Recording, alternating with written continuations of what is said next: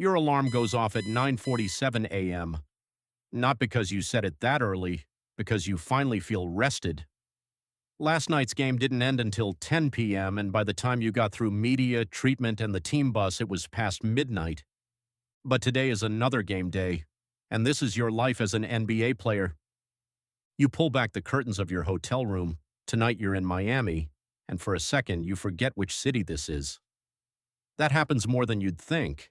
You've been on the road for 5 days straight. You check your phone, 47 text messages, a reminder from your agent, and a FaceTime you missed from your mom back home. This is the NBA. The money is real, the fame is real, but so is everything else. Let's talk about what most people want to know first, the money. The NBA minimum salary right now is about $1.1 million a year. That sounds like a lot, and it is, but the average NBA salary is closer to $9 million. The superstars? Some players are making $50–60 million per season just from their contract alone. Then you add sponsorships, endorsements, appearance fees. Guys like LeBron were making over $100 million in a single year between salary and business deals. But here's the catch. The average NBA career lasts about 4.5 years, 4.5 years. So for most guys, this window is short. The pressure to perform isn't just about pride. It's about making sure your family is set for life before the window closes. Your morning routine reflects that pressure. You wake up, you don't scroll social media. You get treatment first, ice bath or contrast therapy to flush out the inflammation from last night. Then a shake, usually made by the team's nutritionist. High protein, complex carbs timed around the game tonight. Around 11 a.m., the team buses to the arena for shoot-around. This is a light 1-hour practice that almost every NBA team does on game days. No heavy lifting. It's mostly about reviewing the game plan. The coaching staff pulls up video on a projector. Tonight's opponent's star player has been killing teams off the pick and roll. The coach diagrams the coverage, who hedges, who drops, who switches. You sit there, nodding, but you're already running the scenarios in your head. Here's something most fans don't realize. NBA. Players watch more film than almost any other sport. Your team has a video coordinator. You might spend 2 to 3 hours a week just watching your own clips, what you're doing wrong, tendencies you're showing the defense, angles you're missing. It's chess at 100 miles per hour.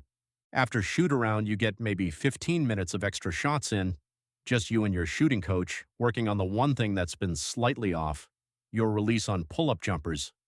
You get back to the hotel by 1 p.m., pre-game meal is at 3, it's been carefully planned, grilled chicken or salmon, white rice, roasted vegetables, a little fruit, no heavy sauces, nothing that might sit wrong in your stomach.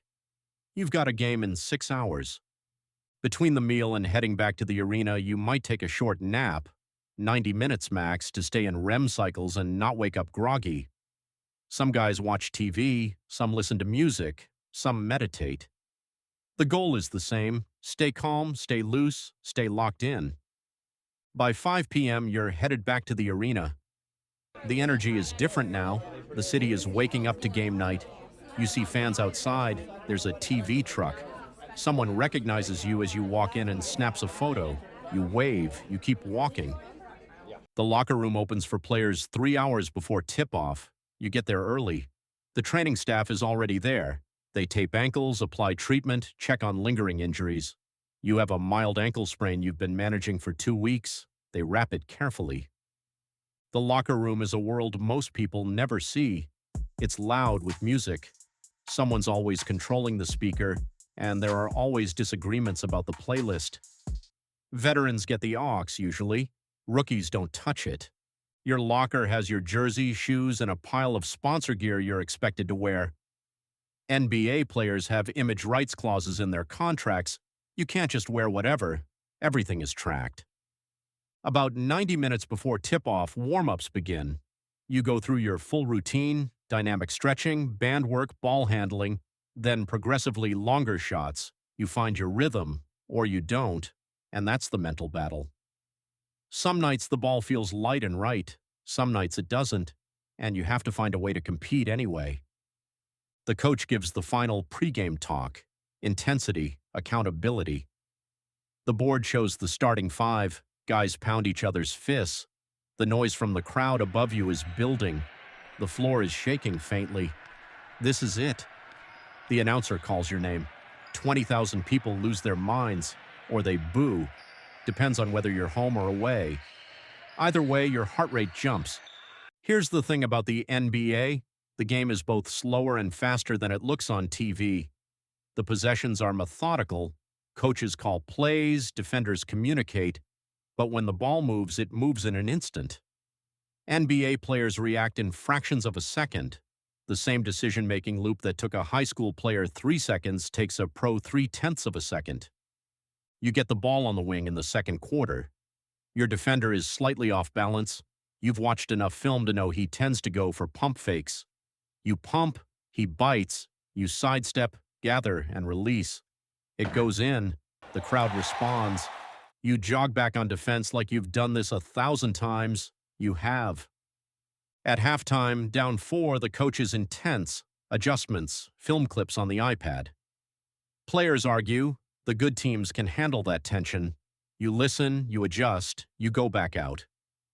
In the fourth quarter, the game slows down psychologically. Every possession matters. The refs tighten up. The players go to their best moves. This is where stars separate themselves, not just with talent, but with composure. The final buzzer sounds.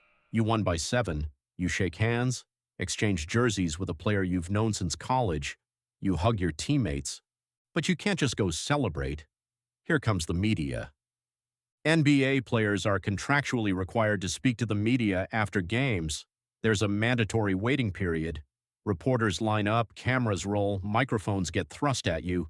You're still catching your breath. Your legs are burning. You answer, "We did what we had to do. We stayed together." Credit to the guys. It sounds like cliches because those are the safest answers. One wrong word becomes a national headline. Players learn fast. Say just enough to be respectful, not enough to give anyone ammunition. After media, you're back in the training room for recovery. Cold tub, compression, maybe a massage. Your body is running on adrenaline right now, but it'll crash. The team nutritionist has a post-game meal waiting. Protein, healthy fats, a little sugar to spike recovery. It's 11 p.m. You eat chicken and sweet potato in your underwear in a locker room while someone's filming a TikTok in the corner. The NBA schedule is brutal.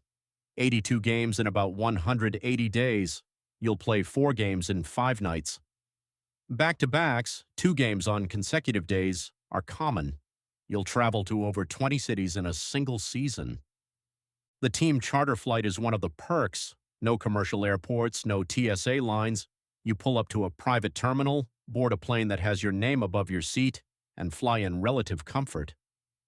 Veterans sleep. Rookies usually can't. There's a poker game going in the back.